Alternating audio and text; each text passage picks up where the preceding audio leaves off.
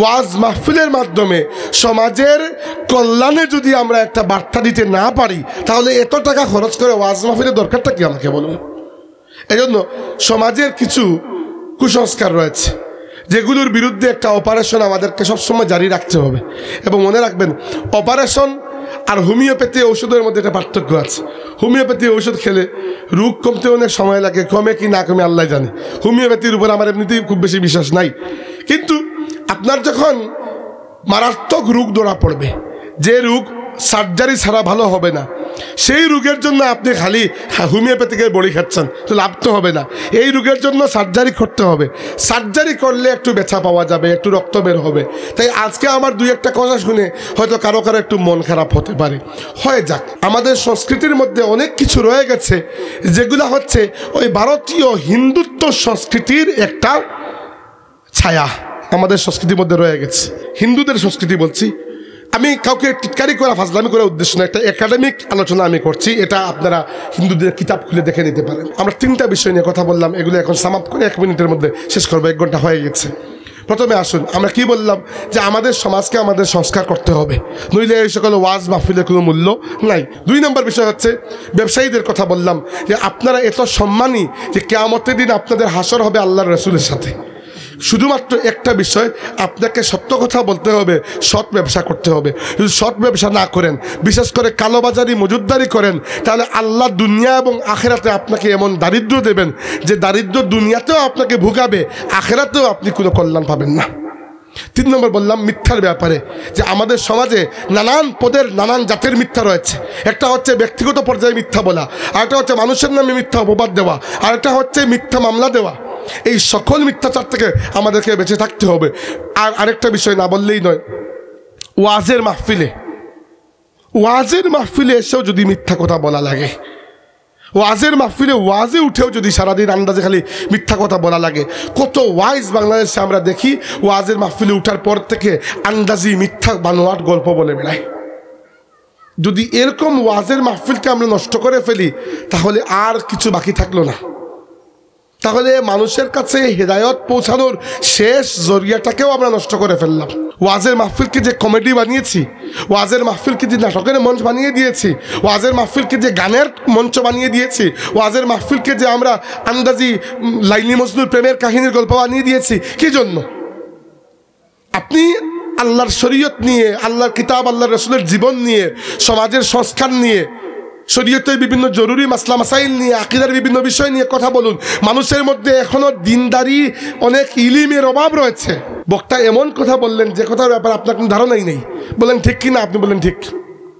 উদাহরণস্বরূপ, আমি গতকালকে মাহফিলে গিয়েছি, প্রথমে বড়লেখায়, পরে কুলাউড়ার আর কোন জায়গায় আমি ইয়াদ নেই আমার। আমি আপনাকে এসে বললাম আমি গতকালকে গিয়েছিলাম চট্টগ্রাম, ঠিক কি না? আপনি বলেন ঠিক। একে তো আপনি জানেন না কোন জায়গায় গিয়েছিলাম। 2 নম্বর, এখানে আপনার ঠিক কিনা হলোটা কি? এটা ঠিক কিনা বলার দরকার আছে কিছু। আপনি কি জানেন আমি কোন জায়গায় গিয়েছিলাম? আমি বলেছি এক মিথ্যা কথা, আপনি ওই মিথ্যার সাথে তাল দিয়ে আরেক মিথ্যাবাদী হয়ে গেছেন।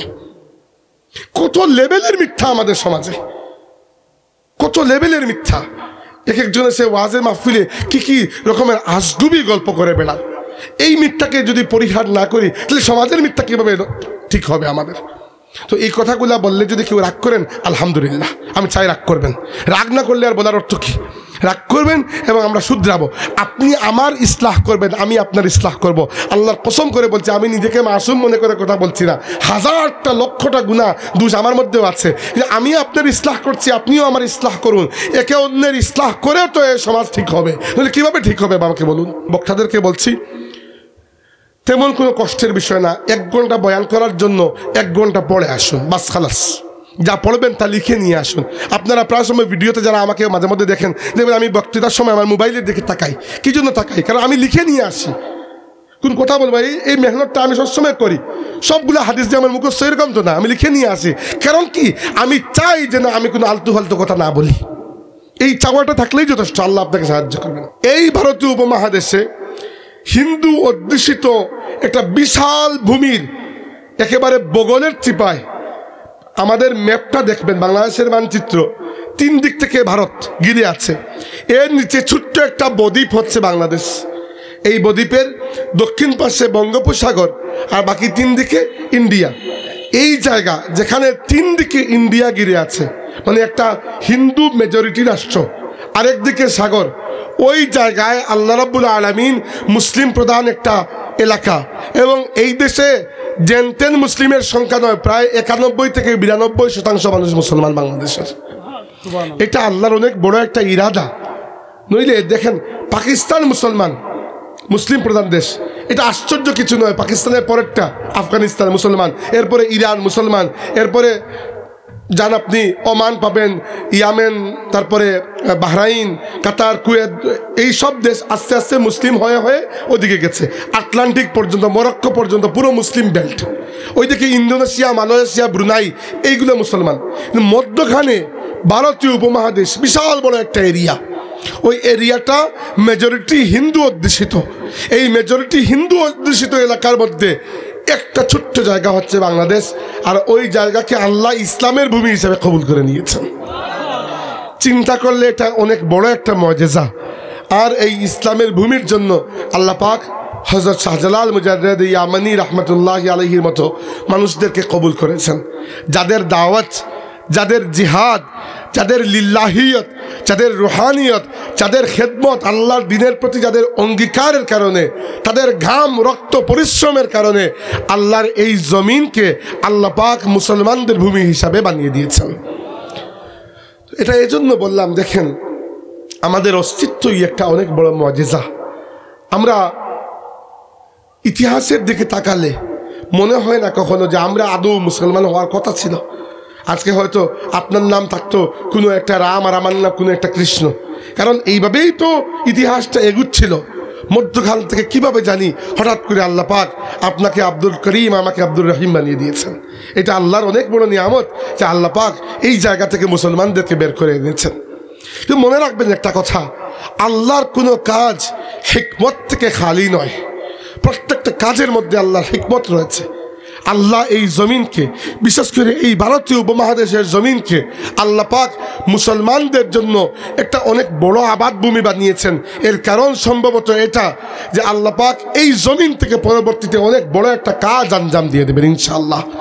আমরা মনে করি, বিশ্বাস করি, এবং আল্লাহর নবী বলেছেন কিয়ামতের আগে যখন দুনিয়াতে ইমাম মাহদী আলাইহিস সালাম আসবেন। ইমাম মাহদী আলাইহিস সালাম, ইমাম মাহদী কে? আল্লাহর রাসূল বলেছেন যে আমার উম্মতের অবস্থা একদিন একদিন করে খারাপ হবে, শুধু খারাপ হবে, শুধু খারাপ হবে। দুনিয়া অন্যায়, অবিচার, অত্যাচারে পরিপূর্ণ হয়ে যাবে। এরপরে আখিরি জামানায় আমার বংশ থেকে, আল্লাহ নবী বলেছেন, আমার বংশ থেকে আমার নামে নাম, আমার বাবার নামে তার বাবার নাম, এইরকম একজন মানুষ আসবেন। মানে তার নাম হবে মুহাম্মদ ইবনে আব্দুল্লাহ, এবং তার উপাধি হবে আল মাহদি। তিনি আমার উম্মতের মধ্যেই আসবেন, এবং তিনি দুনিয়াকে এমনভাবে ন্যায় নৈতিকতায় পরিপূর্ণ করবেন যেভাবে দুনিয়া এর আগে অন্যায় অবিচারে পরিপূর্ণ হয়ে গিয়েছিল। আর হাদিসে এসেছে ইমাম মাহদি যখন দুনিয়াতে আসবেন, পূর্ব দিক থেকে ইয়াখরুজু নাসুম মিনাল মাশরিকি ইউআত্তিউনা লিল মাহদি, পূর্ব দিক থেকে মানুষ বের হয়ে যাবে এবং ইমাম মাহদী আলাইহিস সালামের হাতে বাইআত করে ইমাম মাহদী আলাইহিস সালামের যে খিলাফত দুনিয়াতে প্রতিষ্ঠা করবে। এইটা আরবের মুসলমানরা নয়, বরং প্রাচ্যের পূর্ব দিকের এই উপমহাদেশের মুসলমানরা এখান থেকে যাবে, তারা গিয়ে ইমাম মাহদীর হাতকে শক্তিশালী করে ফেলবে। তো এই যে ভূমি, এই ভূমির প্রতি আমাদের দায়িত্ব আছে। কি জন্য এই কথাগুলো হঠাৎ করে বলছি? মনে হলো এই জন্য যে আমরা দেখেন প্রত্যেকটা বিষয়কে ডিটাচ করে দেই, বিচ্ছিন্ন করে দেই।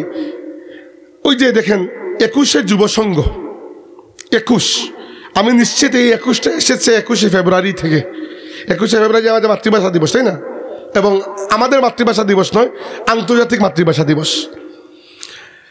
এই আন্তর্জাতিক মাতৃভাষা দিবসের একটা ইতিহাস রয়েছে, এবং এই মাতৃভাষা দিবসের আন্দোলন হয়েছিল কি জন্য? বাংলাকে পাকিস্তানের অন্যতম রাষ্ট্রভাষা হিসাবে স্বীকৃতি দেওয়ার জন্য। মাতৃভাষা হিসাবে নয়, মাতৃভাষা তো আগেই ছিল। পাকিস্তান সরকার কখনো বলে নাই যে তোমরা উর্দু ভাষায় কথা বলতে হবে, তারা বলেছে রাষ্ট্রভাষা হবে উর্দু। আর বাঙালিরা বলেছেন না, যেহেতু পুরো পাকিস্তানের মধ্যে 56% মানুষ বাংলায় কথা বললেন, মাত্র 8 ভাগ মানুষ উর্দুতে কথা বলতেন, 56 ভাগ মানুষের ভাষা ছিল বাংলা। অতএব উর্দুর পাশাপাশি বাংলাকেও একটা রাষ্ট্রভাষা করতে হবে, এটা দাবি ছিল। পাকিস্তান সরকার মানে নাই, বৈষম্যমূলক আচরণ করেছে, নিপীড়ন চালিয়েছে, মানুষ হত্যা করেছে, আমরা জানি তো সব কিছু। এরপরে এই ভাষাটা এসেছে। আমরা মনে করি, অনেকেই এরকম আছেন যে বাংলা মনে হয় হিন্দুদের ভাষা। না, প্রত্যেকটা ভাষা তো আল্লাহই দিয়েছেন। আমরা মনে করি বাংলাদেশ বিষয়ে আমাদের কোনো দায়িত্ব নাই। বেশিরভাগ মানুষ দেখবেন দুনিয়াতে আমরা আমাদের নিজেদের দায়িত্ব বুঝে নেই না। আমরা মনে করি আমাদের এক পা অলরেডি জান্নাতে আমরা রেজিস্টার করে দিয়েছি, খালি মরবো আর জান্নাতে গিয়ে ঢুকবো। কিন্তু দুনিয়াতেও যে আমাদের দায়িত্ব আছে। আপনার কি মনে হয় আল্লাহ রাব্বুল আলামিন কি আপনাকে এই বাংলার জমিনে একজন মুসলমান মা বাবার করে জন্ম দিয়েছেন? এটা কি আল্লাহর ইরাদা নয়? এটা কি লটারিতে এমনিতে হয়ে গেছে যে কাকতালীয়ভাবে? না, প্রত্যেকটা জিনিস আল্লাহর ইরাদায় হয়েছে। আল্লাহ আপনাকে বাংলা ভাষা দিয়েছেন, বাঙালি বানিয়েছেন, বাংলাদেশে জন্ম দিয়েছেন, বাংলাদেশি মা বাবা এবং এরা মুসলমান। তার মানে হচ্ছে এই বাংলাদেশের জন্য এবং বাংলাদেশে আল্লাহর দিনের জন্য আপনার দায়িত্ব আছে, আছে কি না? আছে। অতএব এই বিষয়গুলো থেকে আলাদা হবেন না যে বাংলাদেশের প্রতি আমার কোনো দায়িত্ব নাই, বাংলা সংস্কৃতির প্রতি আমার কোনো দায়িত্ব নাই। এগুলোর প্রতি দায়িত্ব রয়েছে। এবার আজকে আমরা বাংলার সমাজ নিয়ে, সংস্কৃতি নিয়ে এটার কথা বলতে চাই। এই জন্য এই ভূমিকাটি দিলাম। ভূমিকাটি এজন্য দিয়েছি গুরুত্বের সাথে যে আল্লাহর ইরাদাটা বুঝতে শিখুন। আল্লাহ কোনো কিছু বিনা ইরাদায় করেন না। আল্লাহ রাব্বুল আলামিনের কোনো কাজ এরকম নয় যে হঠাৎ করে হয়ে গেছে। আল্লাহ সব কিছু ইরাদা করে দেন। এজন্য এই সমাজে, যে সমাজে আপনি এসেছেন, সেই সমাজের জন্য আল্লাহ আপনাকে বাছাই করে দিয়েছেন। এবার মনে রাখবেন একটা কথা, আল্লাহর রাসূল সাল্লাল্লাহু আলাইহি ওয়াসাল্লাম আরবের সমাজকে কীরকম সংস্কার করেছেন, এভাবে আমরাও আমাদের সমাজগুলোকে সংস্কার করতে চাই। কারণ দেখেন, এই যে ওয়াজ মাহফিল করা, এইগুলোর অর্থ কি আসলে? মানে ওয়াজ মাহফিলের অর্থ যদি থাকে শুধু নাম চমকানো আর একটু এলাকার মধ্যে নাম শহরত হবে, একটু চাঁদা উঠবে, টাকা পয়সা, পরে সবাই মিলে খেয়ে ফেলবো, এই উদ্দেশ্য নিয়ে তো ওয়াজ মাহফিল হয় না। তো ওয়াজ মাহফিলের যদি সমাজে একটা প্রভাব না পড়ে, ওয়াজ মাহফিলের মাধ্যমে সমাজের কল্যাণে যদি আমরা একটা বার্তা দিতে না পারি, তাহলে এত টাকা খরচ করে ওয়াজ মাহফিলের দরকারটা কি আমাকে বলুন? এই জন্য সমাজের কিছু কুসংস্কার রয়েছে, যেগুলোর বিরুদ্ধে একটা অপারেশন আমাদেরকে সবসময় জারি রাখতে হবে। এবং মনে রাখবেন, অপারেশন আর হোমিওপ্যাথি ঔষধের মধ্যে একটা পার্থক্য আছে। হোমিওপ্যাথি ঔষধ খেলে রোগ কমতে অনেক সময় লাগে, কমে কি না কমে আল্লাহ জানে। হোমিওপ্যাথির উপর আমার এমনিতেই খুব বেশি বিশ্বাস নাই। কিন্তু আপনার যখন মারাত্মক রোগ ধরা পড়বে, যে রোগ সার্জারি ছাড়া ভালো হবে না, সেই রোগের জন্য আপনি খালি হোমিওপ্যাথিকের বড়ি খাচ্ছেন, তো লাভ তো হবে না। এই রোগের জন্য সার্জারি করতে হবে। সার্জারি করলে একটু ব্যথা পাওয়া যাবে, একটু রক্ত বের হবে। তাই আজকে আমার দুই একটা কথা শুনে হয়তো কারো কারো একটু মন খারাপ হতে পারে, হয়ে যাক। কিন্তু আমরা সবাই মিলে যদি চেষ্টা করি, আমাদের সমাজের কিছু না কিছু কল্যাণ আমরা করতে পারবো ইনশাআল্লাহ। দেখেন, রাসূল সাল্লাল্লাহু আলাইহি ওয়াসাল্লামের জীবন থেকে আমরা উদাহরণ নেব। আল্লাহর নবী সাল্লাল্লাহু আলাইহি ওয়াসাল্লামের জীবনটা শুরু হয়েছিল ইয়তীম অবস্থায়, একেবারে সূচনা। তিনি জন্মের পরে চোখ খুলে তার বাবাকে কখনো দেখেন নাই। তিনি যখন তার মায়ের পেটে, তখন তার বাবা ইন্তেকাল করেছেন। আমাদের নবী ইসলামের বাবার নাম হচ্ছে আব্দুল্লাহ ইবনে আব্দুল মুত্তালিব, ইন্তেকাল করেছেন। জন্মের 6 বছর পরে আমাদের নবী সাল্লাল্লাহু আলাইহি ওয়াসাল্লাম আবার ইয়তীম হয়েছেন, তার মা আমিনা ইন্তেকাল করেছেন। এরপরে আল্লাহর রাসূলের লালন পালন করার দায়িত্ব তার দাদার হাতে গিয়েছে। মাত্র 2 বছর পরে তার দাদা আব্দুল মুত্তালিব ইন্তেকাল করেছেন। অর্থাৎ আমাদের নবী একবার নয়, 3 বার ইয়তীম হয়েছেন, অভিভাবক হারা হয়েছেন 3 বার। এরপরে আমাদের নবীর দায়িত্ব গেছে তার চাচা আবু তালিবের হাতে। আবু তালিব অনেক দরিদ্র ছিলেন, কিন্তু আল্লাহর রাসূলকে খুব বেশি মহব্বত করতেন। এবং আবু তালিবের স্ত্রী ফাতিমা বিনতে আসাদ, আল্লাহর রাসূলের চাচি, তিনিও আল্লাহর নবীকে খুব মহব্বত করতেন। কিন্তু মহব্বত দিয়ে কি হবে? মহব্বত তো করতেন, ঠিক আছে, কিন্তু সেই মহব্বতের মধ্যে দারিদ্র তো সময় সময় সে জানান দিত যে আমিও দুনিয়াতে আছি। দারিদ্র থাকলে মহব্বত করলে অনেক চাহিদা মেটানো যায় না। এজন্য আল্লাহর নবী সাল্লাল্লাহু আলাইহি ওয়াসাল্লাম নিজে বলেছেন, আমি কিছু টাকা পয়সার বিনিময়ে মেষ চড়িয়ে দিতাম এবং এই মেষ চড়িয়ে চাচার সংসারে আল্লাহর রাসূল যোগান দিয়ে দিতেন। সমাজ সংস্কারের বিষয়টা আমি পরে আনছি, শুধু কিছু উদাহরণ মাথায় রাখুন। এখন আল্লাহর নবী সাল্লাল্লাহু আলাইহি ওয়াসাল্লাম এরপরে বিয়ে করলেন এবং বিয়ে করলেন আরবের ধনাঢ্য একজন মহিলাকে। তিনি হচ্ছেন খাদিজা বিনতে খুয়াইলিদ রাদিয়াল্লাহু আনহা। তাকে বলা হতো সাইয়্যিদাতু নিসাইল কুরাইশ, কুরাইশদের প্রিন্সেস, রাজকুমারী। ধনে, রূপে, আখলাকে, সব দিক থেকে আরবের শ্রেষ্ঠ রমণী, এটা কিন্তু সন্দেহ নাই। তার সাথে বিয়ে হলো এবং প্রথমবার আল্লাহ নবী সাল্লাল্লাহু আলাইহি ওয়াসাল্লামের পরিবারের মধ্যে সম্পদ আসলো খাদিজার মাধ্যমে। এরপরে ওই সম্পদ আল্লাহ নবী সাল্লাল্লাহু আলাইহি ওয়াসাল্লাম বিয়ে করতে লাগলেন মানুষের কল্যাণে। কিন্তু মানুষের কল্যাণে সম্পদ বিয়ে করা সেটা এক বিষয়, কিন্তু সমাজের মধ্যে আসল খারাপ জিনিস বাকি রেখে আপনি খালি টাকা খরচ করে বেড়াচ্ছেন, এটা তো সমাজের কোনো সংস্কার হবে না। আল্লাহ রাসূল চিন্তা করলেন যে এই সমাজের মূল সমস্যা কোন জায়গায়। চিন্তা করলেন যে এই সমাজের মূল সমস্যা হচ্ছে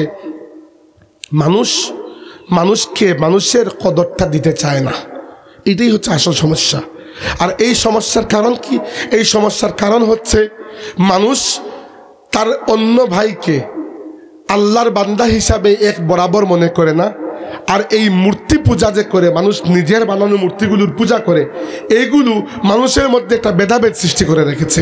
এই যে বিষয়টা, যদি সবাই নিজেকে এক আল্লাহর বান্দা মেনে নিত তাহলে এদের মধ্যে আর কোনো পার্থক্য থাকতো না। রাসূল সাল্লাল্লাহু আলাইহি ওয়াসাল্লাম এটাই চিন্তা করতেন বসে বসে।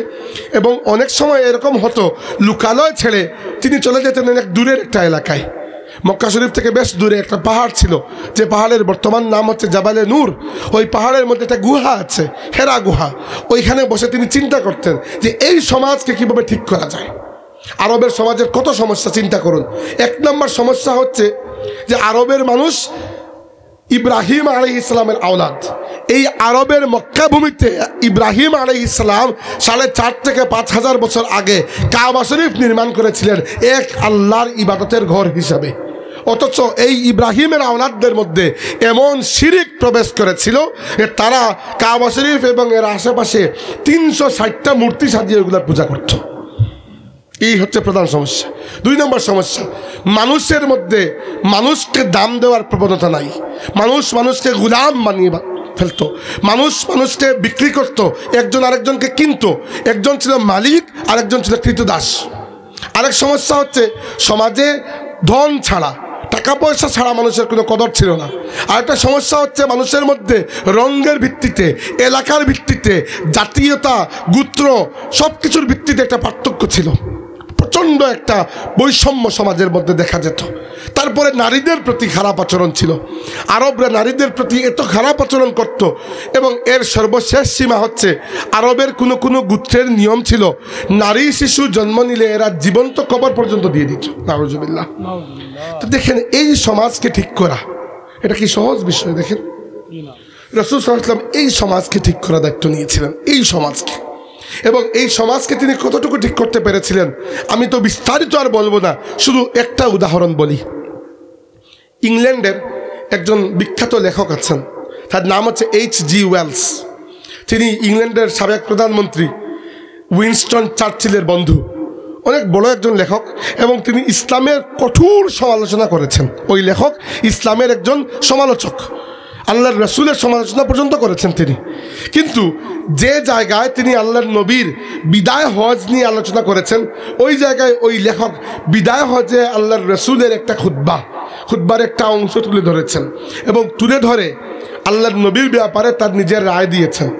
ওই লেখক বলেছেন যে বিদায় হজের খুতবায় ইসলামের নবী বলেছিলেন, লা ফাদলা লি আরাবিয়্যিন আলা আজমিয়্যিন ওয়ালা লি আজমিয়্যিন আলা আরাবিয়্যিন ওয়ালা লি আহমারা আলা আসওয়াদা ওয়ালা লি আসওয়াদা আলা আহমারা ইল্লা বিত্তাকওয়া কুল্লুকুম বানু আদম ওয়া আদামু খুলিকা মিন তুরাব। আল্লাহ নবী বলেছেন, শুনে রাখো, কোনো কালো ব্যক্তির মর্যাদা নাই কোনো ফর্সা ব্যক্তির উপরে, আর কোনো ফর্সা ব্যক্তিরও আলাদা কোনো মর্যাদা নাই কোনো কালো ব্যক্তির উপরে। কোনো আরবি ব্যক্তির আলাদা কোনো ফজিলত নাই কোনো অনারবি ব্যক্তির উপরে, আর কোনো অনারবি ব্যক্তির আলাদা কোনো মর্যাদা নাই কোনো আরবি ব্যক্তির উপরে। কুল্লুকুম বানু আদম, তোমরা প্রত্যেকেই আদম সন্তান। ও আদামু খুলিকা মিন তুরাব, আর আদমকে আল্লাহ মাটি দিয়ে সৃষ্টি করেছেন। এই কথা বলার পরে ওই লেখক তার নিজের রায় দিয়েছেন, বলেছেন, তার বইয়ের নাম হচ্ছে a concise history of the world. ওই লেখক বলেছেন, আমার তার লাইনটা পর্যন্ত মনে আছে, তিনি বলেছিলেন, although the সারমন of human equality, fraternity and freedom were said before also, যদিও মানুষের মধ্যে সমতা, সাম্য, মৈত্রী, ভ্রাতৃত্ব এইগুলোর কথা ওয়াজ নসিহত দুনিয়াতে আরও অনেক মানুষ করেছেন, মুখে তো অনেকেই বলেছেন।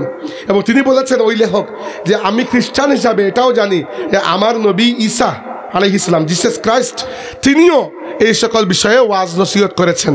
পরে লেখক বলেছেন, but it has to be accepted that it was Muhammad who for the first time in the human history established a society on the basis of this principle.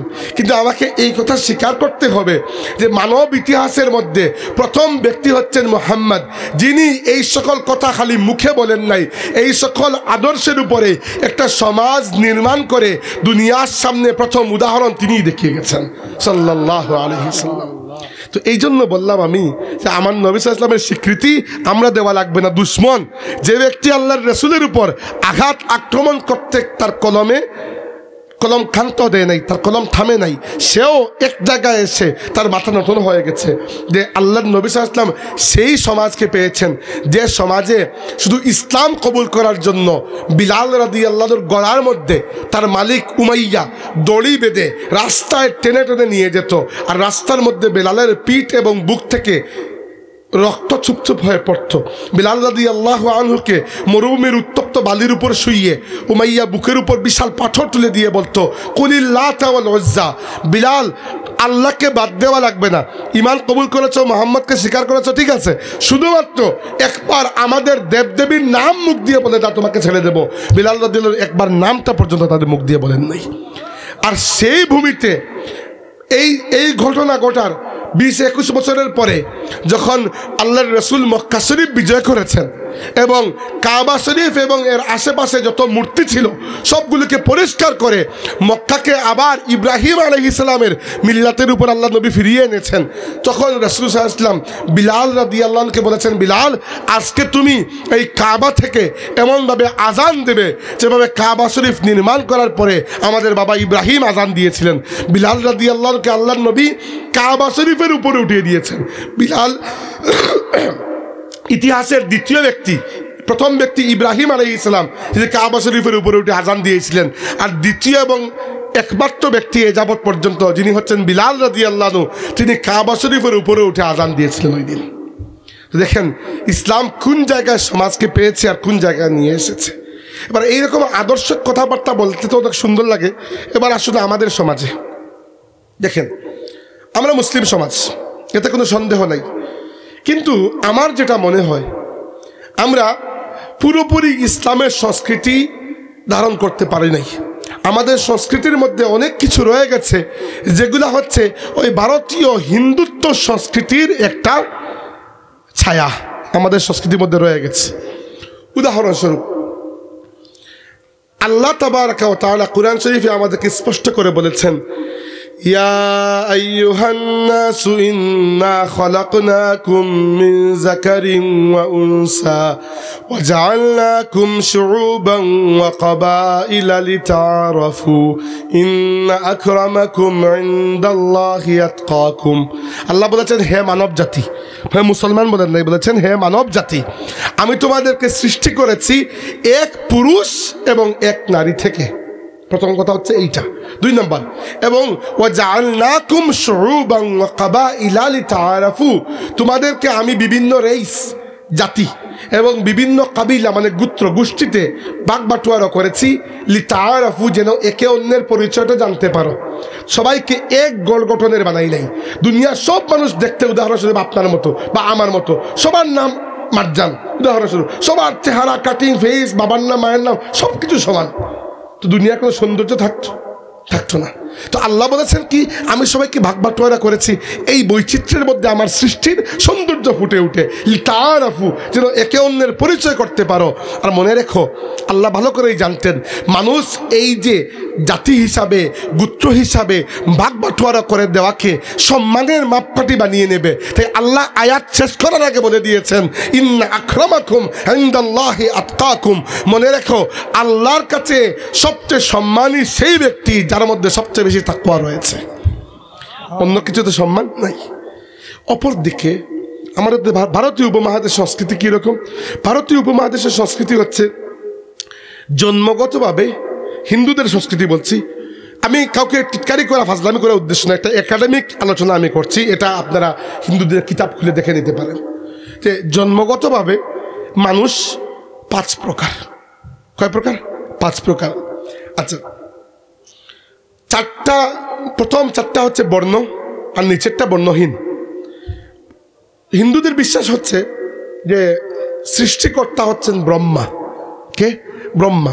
আচ্ছা, তো ব্রহ্মা যখন মানুষকে সৃষ্টি করেছেন, হিন্দু ধর্মের আকীদা বলছি আমি, যখন ব্রহ্মা কিছু মানুষকে সৃষ্টি করেছেন তার মুখের মাংস দিয়ে, কিছু মানুষকে তার হাতের মাংস দিয়ে, কিছু মানুষকে তার কোমর বা এই টাইপের কোনো একটা জায়গার মাংস দিয়ে, কিছু মানুষকে তার পায়ের মাংস দিয়ে। এবং যাদেরকে ব্রহ্মার মুখের মাংস দিয়ে তৈরি করা হয়েছে এরা হয়ে গেছে ব্রাহ্মণ। ব্রাহ্মণ নাম শুনেছে কখনো? ব্রাহ্মণ।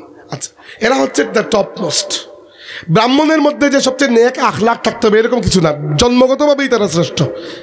আচ্ছা, 2 নম্বর হচ্ছে যাদেরকে ব্রহ্মার হাতের মাংস দিয়ে তৈরি করা হয়েছে, এগুলো আমার আকীদা নয়, আমার নামে চালাই দেবেন, এটা হিন্দু ধর্মের আকীদা। যাদেরকে হাতের মাংস দিয়ে তৈরি করা হয়েছে এদের নাম হচ্ছে ক্ষত্রিয়। ক্ষত্রিয়দের কাজ হচ্ছে, কাজ পরে বলছি, ক্ষত্রিয় হচ্ছে 2 নম্বর পজিশন। 3 নম্বর যাদেরকে শরীরের মধ্যখানের কোনো জায়গার মাংস, আমি ভুলে গেছি এক্স্যাক্টলি, ওটা দিয়ে তৈরি করা হয়েছে, তাদের নাম হচ্ছে বৈশ্য। আর যাদেরকে পায়ের মাংস দিয়ে তৈরি করা হয়েছে তাদের নাম হচ্ছে শূদ্র। তো হিন্দু ধর্ম অনুযায়ী মানুষের মধ্যে জন্মগতভাবে প্রথমে আসে ব্রাহ্মণ, পরে ক্ষত্রিয়, পরে বৈশ্য, পরে শূদ্র। আর আরেকজন আছে যাদেরকে ব্রহ্মার শরীর থেকে সৃষ্টি করা হয় নাই, এদেরকে আলাদা সৃষ্টি করা হয়েছে, এদের নাম হচ্ছে দলিত, হরিজন বা এরকম কিছু একটা নাম দিতে পারেন আপনি। এবং হিন্দু ধর্মে এখন অনেকটাই আধুনিকতার কারণে এগুলা একটু শুধরেছে, কিন্তু একসময় নিয়ম ছিল যারা দলিত বা হরিজন, মানে যাদেরকে ব্রহ্মার শরীর থেকে বানানো হয় নাই, এই 4 বর্ণের বাইরে যারা, এরা ছিল আনটাচেবল, অস্পৃশ্য। এদেরকে স্পর্শ করলেই আপনার জাত চলে যাবে, আপনি পরে আর ওই আগের জাতে ফিরে আসতে পারবেন না, বা আসলে অনেক কাহিনী আছে এখানে। তো দেখেন এই যে 4টা ক্যাটাগরি, তো হিন্দু ধর্ম অনুযায়ী ব্রাহ্মণের কাজ হচ্ছে পূজা পাঠ করা, ধর্ম অনুশীলন করা, অধ্যয়ন অধ্যাপনা করা। ক্ষত্রিয় যিনি, তার কাজ হচ্ছে মূলত ফাইট করা, তিনি হচ্ছেন যোদ্ধা, তার দায়িত্ব হচ্ছে যুদ্ধ করা বা রাজনীতি ইত্যাদি এই কাজগুলো করা। 3 নম্বর যারা বৈশ্য, এদের কাজ হচ্ছে মূলত ব্যবসা বাণিজ্য করা বা কৃষি কাজ করা। আর 4 নম্বর যারা শূদ্র, এদের কাজ হচ্ছে উপরের 3 শ্রেণীর খেদমত করা।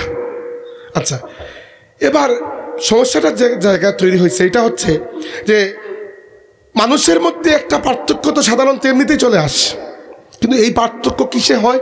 মানুষের যোগ্যতায়, তাই না? দেখেন এই জায়গার অনেক মানুষ বসে আছেন, কিন্তু এই সব মানুষের মূল্য সবার কাছে সমান নয়। আপনার কাছেও এই সবের মধ্যে কাউ না কাউকে অন্যদের চাইতে ভালো মনে হয়, কিন্তু এগুলো এজন্য নয় যে তিনি ব্রাহ্মণ, এজন্য যে তার আখলাক ভালো, এজন্য যে তিনি সিনিয়র, তার জ্ঞান রয়েছে বা এইরকম কোনো একটা কোয়ালিটির কারণে। কিন্তু ওদিকে অপরদিকে হিন্দু ধর্মের অবস্থাটা হচ্ছে যে জন্মগতভাবে একজনকে শ্রেষ্ঠ বানিয়ে দেওয়া হয়েছে আর একজনকে নিকৃষ্ট বানিয়ে দেওয়া হয়েছে। এই যে একটা বিষয়, এটা আমাদের মুসলিম সমাজেও প্রবাস করেছে, এবং আমাদের মুসলিম সমাজেও এইগুলো নিয়ে ভয়ঙ্কর পরিমাণ ভেদাভেদ দেখা যায় কিনা আমাকে বলুন। আল্লাহ তাবারাকা ওয়া তাআলা মানুষকে যে জাতির মধ্যে সৃষ্টি করেছেন, যে গোত্রের মধ্যে সৃষ্টি করেছেন, ওই জাতি বা ওই গোত্রের নাম নিতে কোনো সমস্যা নয়, বরং এটা সুন্নত। রাসূলুল্লাহ সাল্লাল্লাহু আলাইহি ওয়াসাল্লামের নাম মুবারক আমাদের কিতাবের মধ্যে, উদাহরণস্বরূপ সহিহ বুখারী শরীফের মধ্যে যে অধ্যায়ে বদরি সাহাবিদের যারা বদর যুদ্ধে অংশগ্রহণ করেছেন এদের নাম ইমাম বুখারী তালিকাবদ্ধ করেছেন, প্রথম নামটি লিখেছেন আমাদের নবী সাল্লাল্লাহু আলাইহি ওয়াসাল্লামের নাম মুবারক। আর ওই নামটি এভাবে লেখা, আন নবিয়্যু মুহাম্মদ ইবনে আবদুল্লাহিল হাশিমি সাল্লাল্লাহু আলাইহি ওয়াসাল্লাম, অর্থাৎ আমাদের নবীর নাম লেখা হয়েছে মুহাম্মদ ইবনে আবদুল্লাহ আল হাশিমি। এই হাশিমি কি? আল্লাহর রাসূলের গোত্রীয় পরিচয়, তিনি কুরাইশ বংশের বনু হাশিম গোত্রের একজন মানুষ ছিলেন, বা বনু হাশিম গোত্রে তার জন্মগ্রহণ তিনি করেছেন। অথবা এরকম হতে পারে এলাকা ভিত্তিক নিসবত, মানুষ যে এলাকায় জন্মগ্রহণ করে ওই এলাকার নামও অনেক সময় সাথে লাগিয়ে দেওয়া হয়। যেমন আমরা বলি ইমাম বুখারী, বুখারী শরীফের সংকলক ইমাম বুখারী, যদিও তার নাম তো আর ইমাম বুখারী নয়, তার নাম হচ্ছে আবু আবদুল্লাহ মুহাম্মদ ইবনে ইসমাইল ইবনে ইব্রাহিম ইবনে মুগীরা ইবনে বারদিসবাহ, এইটা হচ্ছে তার নাম। বুখারা এলাকায় তিনি জন্মগ্রহণ করেছেন বলে তার নাম হয়ে গেছে বুখারী। এই জন্য রাসূলুল্লাহ সাল্লামকে আমরা অনেক সময় রাসূল আরবি বলি, আরবের রাসূল অনেক সময় বলে দিই আমরা, এটা কোনো অপরাধ নয়। সো আপনার নামের সাথে যদি আপনার বাবার নাম, আপনার দাদার নাম, আপনার বংশের নাম, আপনার এলাকার নাম লাগানো থাকে, এটা তো কোনো সমস্যা নয়, বরং এটা সুন্নত, সাহাবীদেরও ছিল। উদাহরণ দিচ্ছি, ধরেন আমার নামের সাথে আপনারা লাগিয়েছেন মারজান আহমদ চৌধুরী ফুলতলি, উদাহরণ দিচ্ছি, সাহেব লাগিয়েছেন সাহেবাদ। এবার এই যে ধরেন আমার প্রথম নাম হচ্ছে মারজান, এবং আমার পুরো নাম যদি আমি বলি, শুধু নাম, সেটা হচ্ছে মারজান আহমেদ। চৌধুরী কি বংশীয় উপাধি, ফুলতলি কি এলাকা ভিত্তিক, আমার এলাকা বোঝানোর জন্য আপনি লিখেছেন, এতটুকুতে কোনো সমস্যা নয়। সমস্যা কোন জায়গায়? সমস্যা হচ্ছে আপনি যদি মনে করেন দুনিয়ার অন্য মানুষেরা জন্মগতভাবে আপনার চাইতে নিকৃষ্ট, এই জায়গায় সমস্যা, বুঝতে পেরেছেন? তো আমাদের মুসলমানদের মধ্যে এইটা আছে কিনা? অনেকের মধ্যে আছে। অনেকে মনে করেন জন্মগতভাবে আমরা শ্রেষ্ঠ আর বাকিরা নিকৃষ্ট, এইটা কখনো মনে করবেন না। রাসূলুল্লাহ সাল্লাল্লাহু আলাইহি ওয়াসাল্লাম বিদায় হজের খুতবায় নিজে বলেছেন যে আলা কুল্লু শাইইন মিন আমরিল জাহিলিয়াতি তাহতা কাদামাইয়া মাউদু, যে জাহিলি যুগের যত প্রথা আছে, একজন আরেকজন থেকে বড়, একজন আরেকজন থেকে কমজোর, এই যে জাহিলি যুগের যে কৌলিন্য আছে, এইগুলোকে আজকে আমি আমার পায়ের নিচে পিষে ফেললাম। সুবহানাল্লাহ। সেই সমাজে বসে এটা বলা কত বড় একটা কথা। তাই আমাদের সমাজের মধ্য থেকে এই ভেদাভেদ আমাদেরকে দূর করা উচিত কিনা? আপনি নিজেকে নিজের জায়গায় শ্রেষ্ঠ করে তুলুন, এতে কোনো সমস্যা নয়। সমস্যা একটাই, সেটা হচ্ছে মানুষকে নিকৃষ্ট মনে করা। রাসূল সাল্লাল্লাহু আলাইহি ওয়াসাল্লাম বলেছেন, লা ইয়াদখুলুল জান্নাতা মান কানা ফি কলবিহি মিসকাল যাররাতিন মিন কিবর, যে ব্যক্তির অন্তরের মধ্যে রাই পরিমাণ, একেবারে দানা পরিমাণ অহংকার রয়েছে, সে জান্নাতে প্রবেশ করবে না। সাহাবীরা ভয় পেয়ে গেলেন, ইয়া রাসূলুল্লাহ, আমরা তো অনেক সময় ভালো কাপড় চোপড় পরে ফেলি, ভালো জুতা, ভালো খাবার খেয়ে ফেলি, এগুলা কি অহংকার? আল্লাহ নবী বলেন, না, ইন্নাল্লাহা জামিলুন ইউহিব্বুল জামাল, আল্লাহ নিজে সুন্দর এবং তিনি সৌন্দর্যকে পছন্দ করেন। সুবহানাল্লাহ। তাহলে অহংকার কি? আল্লাহ নবী বলেন অহংকার হচ্ছে দুইটা জিনিসের নাম, একটা হচ্ছে বাতরুল হাক্কি, একটা হচ্ছে গামতুন নাস। বাতরুল হাক্কি হচ্ছে জেনে শুনে সত্যকে অস্বীকার করা। আপনি জানেন আমি যে কথা বলছি হক বলছি, উদাহরণ দিচ্ছি, তবুও আপনি অস্বীকার করছেন, কি জন্য? কারণ তোমার কথা মানলে তুমি আমার থেকে বড় হয়ে যাবে। আছে না এরকম প্রবণতা? অনেক সময় আছে। মদিনার ইহুদিরা, মক্কার মুশরিকরা অনেকেই আল্লাহর নবীকে এমনভাবে চিনত যে মুহাম্মদ সাল্লাল্লাহু আলাইহি ওয়াসাল্লাম জীবনেও মিথ্যা বলেন না, তবুও মানে না, এর জন্য যে নবীকে মানলে নবী আমার থেকে বড় হয়ে যাবেন। এটাই ছিল তাদের মূল কারণ। বিশেষ করে মক্কার সবচেয়ে বড় জ্ঞানী, ধনী এবং সম্মানী মানুষ ছিল ওয়ালিদ ইবনুল মুগীরা, খালিদ ইবনে ওয়ালিদের বাবা। খালিদ ইবনে ওয়ালিদের বাবা অনেক জ্ঞানী একজন মানুষ, সে ভালো করে বুঝতে পেরেছিল মুহাম্মদ সাল্লাল্লাহু আলাইহি ওয়াসাল্লাম সত্য কথা বলছেন, তবুও সে মানে নাই। এজন্য কারণ তার যে গোত্র, ওয়ালিদ ইবনে মুগীরার যে গোত্র, নাম ছিল বানু মাখজুম, আর আল্লাহ নবী সাল্লাল্লাহু আলাইহি ওয়াসাল্লামের যে গোত্র, ওটা ছিল বানু হাশিম। এই দুই গোত্রের মধ্যে একটু ঠেলাঠেলি ছিল। ওয়ালিদ ইবনে মুগীরা চিন্তা করেছিল যে আমি যদি মুহাম্মদ সাল্লাল্লাহু আলাইহি ওয়াসাল্লামকে নবী বিশ্বাস করি, তাহলে বানু মাখজুম গোত্রের উপর বানু হাশিম গোত্রের প্রাধান্য হয়ে যাবে। এই জন্য সে আল্লাহর রাসূলের উপর ঈমান আনে নাই। এটা হচ্ছে জেনে শুনে সত্যকে অস্বীকার করা, এটা হচ্ছে অহংকারের প্রথম লক্ষণ। আর দুই নম্বরটা আল্লাহ নবী বলেছেন গামতুন নাস, মানুষকে ছোট করা। এজন্য কখনোই মানুষের মনে কোনো কিছু নিয়ে আঘাত দেওয়ার আগে চিন্তা করবেন একবার যে আপনি মানুষকে যদি ছোট করেন। আল্লাহ নবী সাল্লাল্লাহু আলাইহি ওয়াসাল্লাম জিজ্ঞেস করেছেন সাহাবীদেরকে যে এই তোমরা কি জানো মানিল মুফলিস? মুফলিস কে? মুফলিস হচ্ছে আরবি একটা টার্ম। আল্লাহ নবী জিজ্ঞেস করেছেন যে আতাদরুনা মানিল মুফলিস, তোমরা কি জানো মুফলিস কাকে বলে? সাহাবীরা বলেছেন ইয়া রাসূলুল্লাহ মান লাইসা লাহু দিনারান ওয়ালা দিরহামা। মুফলিস হচ্ছে সেই ব্যক্তি যে এত দরিদ্র, যার একটা টাকাও নাই, একটা পয়সাও নাই। আল্লাহ নবী বলেছেন না, সে মুফলিস নয়। আমার উম্মতের মধ্যে মুফলিস হচ্ছে সেই ব্যক্তি যে কিয়ামতের দিন অনেক বেশি নেকি, অনেক বেশি নেক আমল নিয়ে আল্লাহর সামনে হাজির হবে, কিন্তু দুনিয়াতে মানুষের মনে কথা দিয়ে বা কোনো কাজ দিয়ে কষ্ট দিয়ে এসেছে। এই যাদের মনে কষ্ট দিয়েছে এরা সবাই আল্লাহর আরশে আজিমের সামনে লেনদার হয়ে লাইন ধরবেন যে আল্লাহ, ওই ব্যক্তিকে দুনিয়াতে আমার মনে একটা কষ্ট দিয়েছিল, আজ আমি এর বদলা চাই।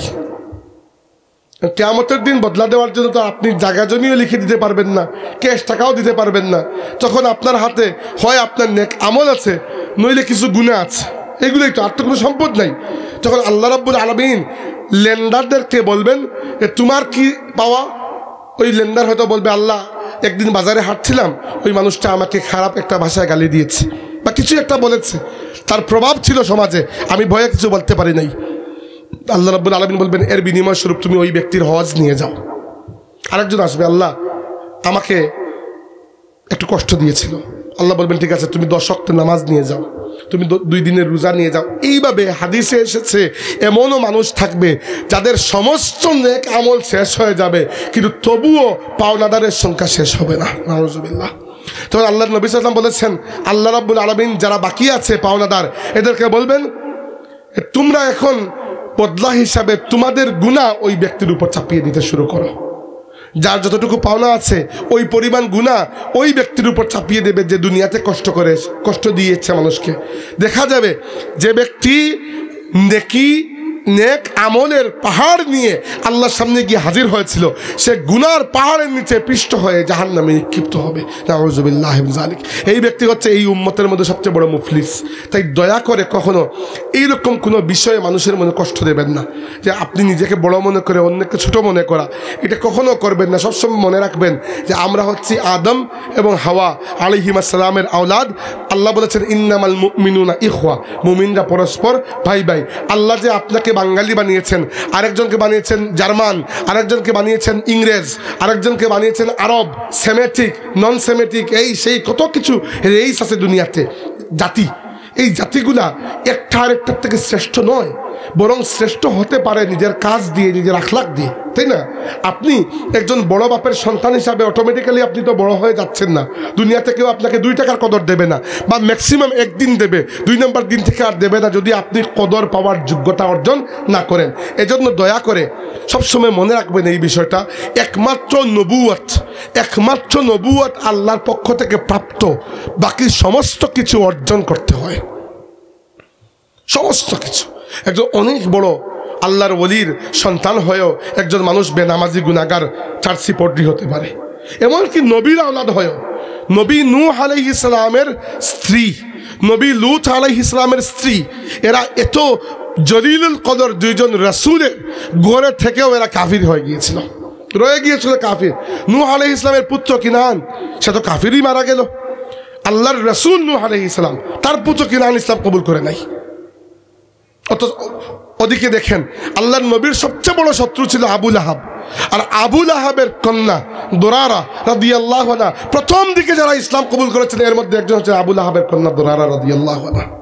তো আল্লাহ রাব্বুল আলামিন আসলে মানুষকে যে যোগ্যতা দিয়েছেন, ওই যোগ্যতা দিয়ে সমাজে মানুষের সম্মান হয়। তাই মানুষের সম্মান করার ক্ষেত্রে এই বিষয়টা খেয়াল রাখবেন, কখনোই যেন মানুষকে তার জন্ম নিয়ে, জন্মের জায়গা নিয়ে বা এরকম কোনো কিছু নিয়ে কোনো অপবাদ না দেন, কোনো খুঁচা না মারেন। কারণ ওই কষ্ট যদি তার মনের মধ্যে থেকে যায়, এখন আপনাকে সে কিছু করতে পারবে না, আপনি অনেক বড় লোক, কিন্তু কিয়ামতের দিন এমন যেন না হয় এই কষ্টের বিনিময়ে আপনার একটা সাদের হজ বা 10টা রোজা বা এরকম কিছু একটা সে নিয়ে যায়, এরকম যেন না হয়, এর সতর্কতা আমাদের থাকতে হবে। 2 নম্বর, আপনাদের এই মাহফিলে অনেকেই আছেন ব্যবসায়ী।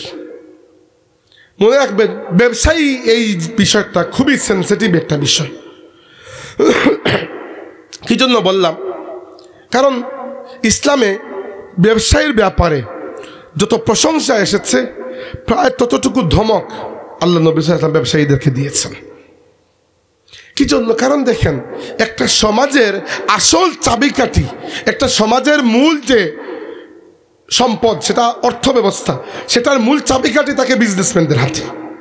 এজন্য রাজনীতিবিদরাও ব্যবসায়ীদেরকে হাতের মধ্যে রাখতে চান, আর ব্যবসায়ীরাও রাজনীতিবিদদেরকে হাতের মধ্যে রাখতে চান, একে অন্যের যেন ফায়দা হয়। দেখেন আপনারা কুদাউড়া অনেক মানুষ, হাজার হাজার মানুষ ব্যবসায়ী, আমার সামনে কত ব্যবসায়ী বসে আছেন, আমি খবরও পেয়েছি এই মাহফিলে অনেকেই এসেছেন যারা মূলত ব্যবসায়ী। মনে রাখবেন এই কথাটি, রাসূল সাল্লাল্লাহু আলাইহি ওয়াসাল্লাম আমাদেরকে ব্যবসায়ীদের ব্যাপারে জানিয়েছেন, বলেছেন আত্তাজিরু মারজুকুন, ব্যবসায়ী আল্লাহর কাছে এত পছন্দনীয় যে ব্যবসায়ী স্বয়ং আল্লাহর পক্ষ থেকে রিজিক প্রাপ্ত হয়ে যায়। এটা একটা দিক বললাম। 2 নম্বর আল্লাহ নবী সাল্লাল্লাহু আলাইহি ওয়াসাল্লাম এটাও বলেছেন আমাদেরকে, আত-তাজিরু সাদুকুল আমিন মান নাবিয়িনা ওয়াস সিদ্দিকিনা ওয়াস শুহাদা। যে ব্যবসায়ীরা ন্যায়পরায়ণ, সত্যবাদী এবং আমানতদার, তাদের হাসর হবে আল্লাহর নবী, সিদ্দিক এবং যারা আল্লাহর রাস্তায় শহীদ হয়েছে এই সকল শহীদদের সাথে। একদিকে ব্যবসায়ীদের এই বিষয়টা বুঝতে পেরেছেন। এবার আসুন অন্যদিকে, রাসূল সাল্লাল্লাহু আলাইহি ওয়াসাল্লাম আমাদেরকে ব্যবসায়ীদের ব্যাপারে জানিয়েছেন, বলেছেন ইন্নাত তুজ্জারা ইউবআসুনা ইয়াউমাল কিয়ামাতি ফুজ্জারান। কিছু ব্যবসায়ী বা বেশিরভাগ ব্যবসায়ী কিয়ামতের দিন এমনভাবে আল্লাহর সামনে দাঁড়াবে যে এরা পাপিষ্ঠ অবস্থায়। ইল্লা মান ইত্তাকাল্লাহা ওয়া বাররা ওয়া সাদাকা।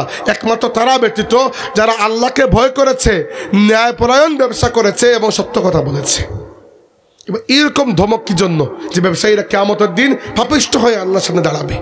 কারণ হচ্ছে ব্যবসায়ীরা সমাজের মানুষকে এমনভাবে জিম্মি করতে পারেন যেরকম জিম্মি অন্য কোনো মানুষ করতে পারেন না। সেটা কিসের ভিত্তিতে? সেটা হচ্ছে মজুদদারি, কালোবাজারির ভিত্তিতে। ইসলামে মজুদদারি এত বড় হারাম, আল্লাহ নবী সাল্লাল্লাহু আলাইহি ওয়াসাল্লাম বলেছেন আল মুহতাকিরু মালউন। যে ব্যক্তি ইহতিকার করে, যে ব্যক্তি মজুদদারি করে, সেই ব্যক্তির উপর আল্লাহর লানত বর্ষিত হয়। মজুদদারি বিভিন্ন রকমের হয়ে থাকে। আমি আজকে যেটা নিয়ে কথা বলছি সেটা হচ্ছে কৃত্রিম মজুদদারি। ধরেন আপনি একটা মোবাইলের দোকানদার, আপনার মোবাইলের অ্যাক্সেসরিজের দোকান রয়েছে, তো আপনি ঢাকায় যান প্রত্যেক মাসে, মোবাইলের জন্য সামান কিনে নিয়ে আসেন এবং বিক্রি করেন। হঠাৎ করে আপনি চিন্তা করে দিলেন যে আমি এখন আর মোবাইলের আমার যে পার্টসগুলো আছে এগুলো আর বিক্রি করবো না, বন্ধ করে দিলেন ব্যবসা। অথবা আপনার কাছে স্টক আছে তবুও আপনি বিক্রি করতে রাজি নয়। তাতে সমাজের খুব বেশি পার্থক্য হবে না, কারণ মোবাইলের অ্যাক্সেসরিজ যদি 2 দিনে মানুষ না কিনে কেউ তো আর মারা যাচ্ছে না। কিন্তু ধরেন একটা বিষয়, আপনার এলাকায়, এই বৃহত্তর কুলেউলা এলাকায় বা আপনাদের এই যে বাজার, এই বাজারে 2টা চালের দোকান আছে, যেখানে চাল, ডাল, তেল, পেঁয়াজ, নিত্য প্রয়োজনীয় খাদ্য, বিশেষ করে খাদ্যের দোকান 2টা আছে। এবার এই 2 জন ব্যবসায়ী হঠাৎ করে তাদের মধ্যে একটা সিন্ডিকেট হয়ে গেল, একটা পরামর্শ করলেন, করে তারা বললেন যে আমরা আগামী 1 সপ্তাহ আর কোনো তেল, চাল, ডাল, পেঁয়াজ এগুলো বিক্রি করবো না। বলবো নাই, শেষ হয়ে গেছে, বিক্রি বন্ধ করে দিয়ে দিলেন এবং স্টক আছে তবুও বিক্রি করছেন না। এবার এই সময়ের মধ্যে কি হবে জানেন? এই সময়ের মধ্যে যেহেতু বিক্রি হচ্ছে না, পড়ে যাবে আকাল এবং সাথে সাথে খবর রটিয়ে যাবে যে এই জিনিসগুলো বাজার থেকে উধাও হয়ে গেছে, নাই, এবং ওই জিনিসগুলোর দাম বেড়ে যাবে। যেটা দাম ছিল 50 টাকা সেটা দাম হয়ে যাবে 250 টাকা। এই যে মধ্যখানে মানুষ কষ্ট পেল, দামটা বেড়ে গেল, এরপরে ওই 2 জন ব্যবসায়ী ওই বেশি দামে ওই খাবারটা বিক্রি করবে। এই যে কৃত্রিম একটা সংকট তৈরি করে মুসলমানদেরকে কষ্ট দেওয়া হলো, বিশেষ করে তাদের খাদ্যের ব্যাপারে। আল্লাহ নবী সাল্লাল্লাহু আলাইহি ওয়াসাল্লাম বলেছেন মান ইহতাকারা আলাল মুসলিমি তুআমান দারাবাহুল্লাহু বিল জুজামি ওয়াল ইফলাস। যে ব্যবসায়ী মুসলমানদের খাদ্যদ্রব্য মজুত করে আটকে রেখে মুসলমানদেরকে কষ্ট দেয়, আল্লাহ পাক ওই ব্যক্তির প্রতি কুষ্ঠরোগ এবং চিরস্থায়ী দারিদ্র্যকে তার নসিবের মধ্যে লিখে দেবেন। বুঝতে পেরেছেন বিষয়টা? এজন্য আমি সতর্ক করলাম, রমজান মাস আসলেই আমাদের সমাজে, আমাদের বাজারগুলোতে ব্যবসায়ীদের মধ্যে সিন্ডিকেট, এবং এমন শক্ত সিন্ডিকেট যেগুলো সরকারও ভাঙতে পারে না, এবং এর মাধ্যমে খাদ্যের দাম দর বাড়িয়ে দেওয়া হয়। প্রত্যেক বছর রমজানে বাংলাদেশে খাদ্যের দাম বাড়িয়ে দেওয়া হয়, এটা উচিত নয়। যদি নর্মালি খাদ্যের যোগান কম থাকে, দাম বাড়ে, এতে আপনার কিছু করার নেই, কারণ এটা হচ্ছে ফ্রি মার্কেট, বাজারটা খোলা বাজার। কিন্তু যদি কৃত্রিমভাবে সিন্ডিকেট করে মুসলমানদেরকে কষ্ট দিয়ে তাদের নিত্য প্রয়োজনীয় খাদ্যকে আপনি আটকে রেখে দাম বাড়িয়ে কষ্ট দেন, আল্লাহ নবী বলেছেন দরাবাহুল্লাহু বিল জুজামি ওয়াল ইফলাস।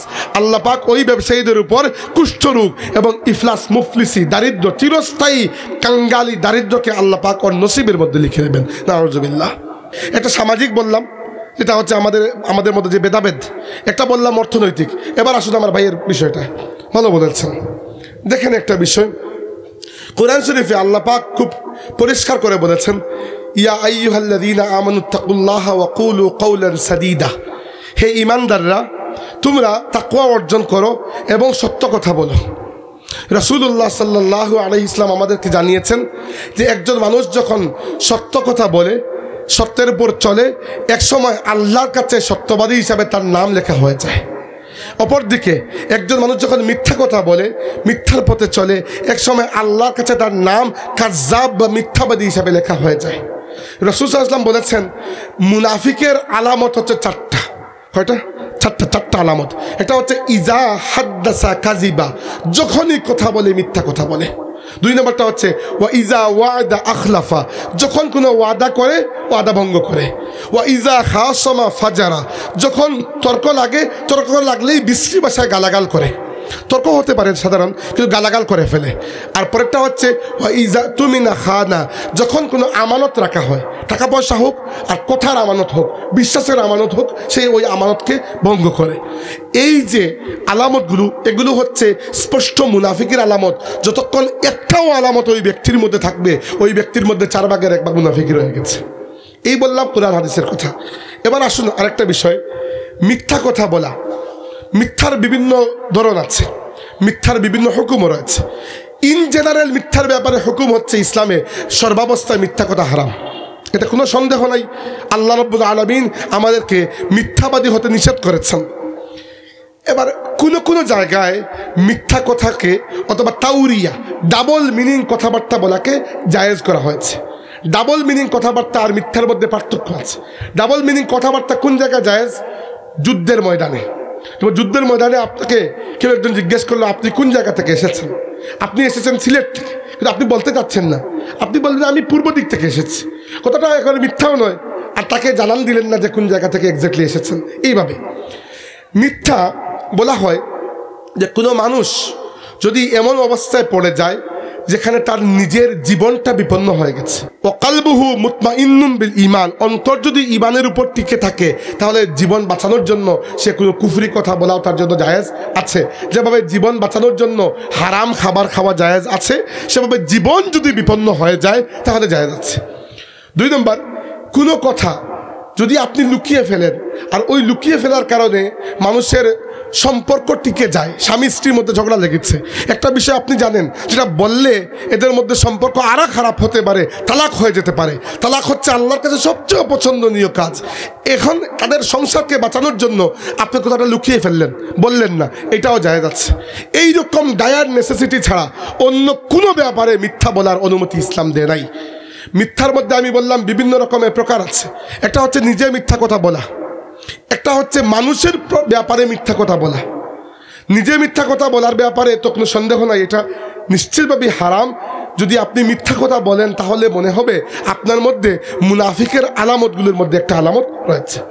আমাদের সমাজে দেখা যায় মাঝে মধ্যে এর থেকে আমরা বাড়িয়ে চলে যাই, মানুষের ব্যাপারে মিথ্যা অপবাদ দিয়ে দিই। আছে না আমাদের সমাজে? ধরেন একজন মানুষ একটা অপরাধ করলো, আপনি অপরাধটা দেখলেন, দেখে তাকে শুধরে না দিয়ে, তাকে না বলে, তার অনুপস্থিতিতে অন্য ভাইয়ের সামনে গিয়ে আপনি তার কথা বলছেন, এটাকে বলা হয় গীবত। কি বলা হয়? গীবত। এবং কোরআন শরীফে আল্লাহ বলেছেন, ওয়ালা ইয়াগতাব বা'দুকুম বা'দা, একে অন্যের দোষ খুঁজে একে অন্যের কাছে লাগিয়ে বেরিও না, একে অন্যের চুগলখুরি করো না। গীবত হারাম, গীবত কবিরা গুনাহ। আল্লাহ বলেছেন, আইয়ুহিব্বু আহাদুকুম আন ইয়াকুলা লাহমা আখিহি মাইতাম ফাকারিহতুমু, তোমরা কি পছন্দ করো তোমাদের মৃত ভাইয়ের গোশত ভক্ষণ করতে? তোমরা তো অপছন্দ করবে। তার মানে যে ব্যক্তি গীবত করে সে যেন তার মৃত ভাইয়ের গোশত ভক্ষণ করে ফেললো, নাউজুবিল্লাহ। কিন্তু গীবত হচ্ছে কোনটা? গীবত হচ্ছে সত্য কথা গিয়ে অন্যের কাছে লাগানো। মানে আপনাকে আমি আসলেই দেখেছি আপনি একটা দুষ্ট কাজ করেছেন, আমি গিয়ে অন্যের কাছে বলে দিয়েছি, ওইটা হচ্ছে গীবত। কিন্তু মিথ্যাচার, অপবাদ, বুহতান, এটা হচ্ছে যে মানুষটা একটা কাজ করে নাই, আপনি খামোখা বানিয়ে ওই মানুষটাকে বদনাম করার জন্য অন্যের কাছে গিয়ে বলে দিচ্ছেন। আছে না আমাদের সমাজে এই মিথ্যাচার? এটাকে বলা হয় বুহতান। এটা এত ভয়ঙ্কর অপরাধ। বিশেষ করে আমি জানি বেশিরভাগ মানুষের মধ্যে এই বিষয়টা থাকে, অন্যের কাছে ভালো হওয়ার জন্য, অন্যের কাছে সাধু সাজার জন্য, অন্যের কাছে একটু বেশি দাম পাওয়ার জন্য একজন মুসলমান আরেকজন মুসলমানের নামে বানিয়ে গিয়ে কথা অন্যের কাছে লাগিয়ে দেয়, মিথ্যা কথা।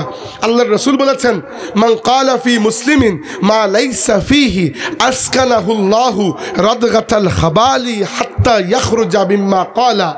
যখন কোনো ব্যক্তি কোনো মুসলমানের ব্যাপারে কোনো মিথ্যা অপবাদ দিল, এমন মিথ্যা কথা বলল যে কাজটা ওই মুসলমান করে নাই, আল্লাহ পাক কিয়ামতের ময়দানে ওই ব্যক্তিকে রাদগাতুল খাবাল, যেখানে জাহান্নামীদের রক্ত এবং পুঁজ গিয়ে এক জায়গায় জমা হবে, আল্লাহ ওইখানে চুবিয়ে রাখবেন এবং বলবেন যে কথা দুনিয়াতে বলেছিলে ওই কথা প্রত্যাহার করে এখান থেকে বের হতে হবে।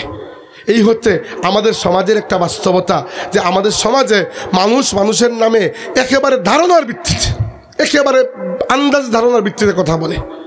আমি মাঝে মধ্যে অনলাইনে দেখি হযরত ফুলতুলি সাহেব কিবলা রহমতুল্লাহি আলাইহির মাসলাক নিয়ে, তার পরিবার নিয়ে, পরিবারের বিভিন্ন সদস্য নিয়ে মানুষ যে একেবারে ধারণার ভিত্তিতে কথা বলে, দেখে মাঝে মধ্যে হাসিও উঠে।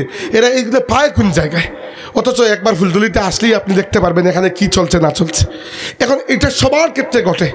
আপনিও মাঝে মাঝে শুনে অবাক হবেন যে আপনার কোনো একজন পরিচিত মানুষ অন্য এক পরিচিত মানুষের ব্যাপারে আপনার কাছে কি বলেছেন। তো আমি নিজে শুনেছি এরকম আমার নিজের ব্যাপারে এমন কথা, যে কথাগুলো সত্য হয়ে গেলে এখন অনেক বরং ভালোই হতো। এগুলো একেবারে হুদা কথা মানুষের নামে বানিয়ে অন্যের কাছে লাগিয়ে দেয়। তো এইটা করা এত বড় অপরাধ, কিয়ামতের ময়দানে ওই ব্যক্তিকে আল্লাহ জাহান্নামীদের পুজোর মধ্যে চুবিয়ে রাখবেন। অনেকের শুধু খারাপ লাগতে পারে এইগুলা, আমি তো আগেই বলেছি আমি সার্জারি করতে বসেছি যখন একটু রক্তপাত হবেই। এরপরে আমাদের সমাজ তো এর থেকেও নিকৃষ্ট হয়ে গেছে। মানুষের নামে বানিয়ে আমি আপনার কাছে আর আপনি আমার কাছে মিথ্যা কথা বললেন অমুক ভাইয়ের নামে, তাও তো বুঝলাম সামাজিকভাবে একজন মানুষ বদনাম হয়ে গেল। আমরা তো এরকম এগিয়ে গেছি মানুষকে কষ্ট দেওয়ার জন্য, মানুষকে প্রতিহিংসা করে এবং প্রতিশোধ পরায়ণ হতে গিয়ে মানুষের নামে মিথ্যা মামলা করে দেয় না? আছে না মানুষ? রাজনৈতিকভাবে মিথ্যা মামলার উদাহরণ বাংলাদেশে চাইতে বেশি কোন জায়গায় পাবেন? প্রত্যেক সরকারের আমলে একে অন্যের নামে মিথ্যা মামলা করা হয়। রাসূলুল্লাহ সাল্লাল্লাহু আলাইহি ওয়াসাল্লাম বলেছেন, মান খাসামা ফি বাতিলিন ওয়া হুয়া ইয়ালামুহু লা ইয়াজাল সাখাতুল্লাহি হাত্তা ইয়ানজিআ আনহু। যে ব্যক্তি জেনে শুনে কোনো মানুষের ব্যাপারে মিথ্যা মামলা দিল, মিথ্যা বিচার দিল, আল্লাহ রাব্বুল আলামিনের রাগ, আল্লাহর গজব ওই ব্যক্তিকে ততক্ষণ পর্যন্ত চতুর্দিক থেকে ঘিরে রাখবে যতক্ষণ না সে ওই মিথ্যা মামলা প্রত্যাহার করেছে। এবার যে ব্যক্তি মিথ্যা মামলা দিল, মামলাটি প্রত্যাহার না করে মারা গেল, তার জন্য আর জান্নাতের যাওয়ার কোনো সুবিধা আছে? কারণ সে তো আল্লাহকে রাগান্বিত রেখে দুনিয়া থেকে বিদায় নিয়েছে। এই সবগুলো হচ্ছে মিথ্যার উদাহরণ। সবচেয়ে কমজোর, সবচেয়ে ছোট মিথ্যা হচ্ছে নিজে মিথ্যা বলা। আপনি আমাকে জিজ্ঞেস করলেন, ভাই কোন জায়গা থেকে এসেছেন? আমি এসেছি সিলেট থেকে। আমি খামাখা বললাম না, ঢাকা থেকে এসেছি। এটা হচ্ছে ব্যক্তিগত জীবনে মিথ্যা বলা। এটা হারাম, কবিরা গুনাহ, এটা কোনো সন্দেহ নাই। এটা হচ্ছে উম্মুল খাবাইস, প্রত্যেক নিকৃষ্ট কাজের মা হচ্ছে এই মিথ্যা। এর থেকে বড় মিথ্যাচার হচ্ছে অন্যের নামে মিথ্যা বলা, একজন আরেকজনের নামে বুহতান অপবাদ দেওয়া, মিথ্যা অপবাদ দেওয়া। এর থেকে বড় অপরাধ হচ্ছে আরেকজনের নামে মিথ্যা মামলা দিয়ে তার জীবনটাকে অরক্ষিত করে ফেলা। এই সবই আমাদের সমাজে চলে। এবার বলেন, আমরা মুসলিম সমাজ হিসাবে যে গর্ব করি, মুসলিম সমাজের কি বাকি রইল আমাদের সমাজে? দিনমজুরকে আল্লাহ মিথ্যা বললে ধরবেন না, এটা আপনার কোন জায়গায় পেয়েছেন? দয়া করে সত্য কথা বলে দেখুন। সত্যের মধ্যে যে শক্তি রয়েছে, সেই শক্তি একজন সত্যবাদী ছাড়া অন্য কেউ উপলব্ধি করতে পারে না। কেন? আমি আপনাকে প্র্যাকটিক্যাল উদাহরণ বলি। মিথ্যা কথা বললে সেই মিথ্যাকে ঠিকমতো ফিট করার জন্য আপনাকে একটা নয়, একটার পরে আরো 19টা কথা বলে 20টা পর্যন্ত শেষ করতে হবে।